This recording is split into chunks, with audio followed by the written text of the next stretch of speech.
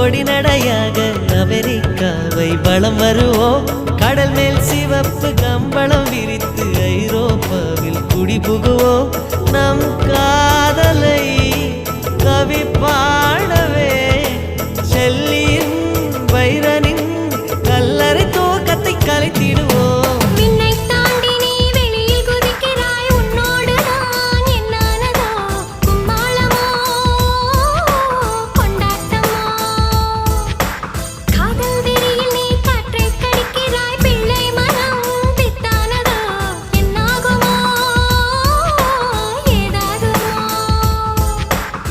வாடை காற்றுக்கு வயசாச்சு, வாழும் பூமிக்கு வயசாச்சு.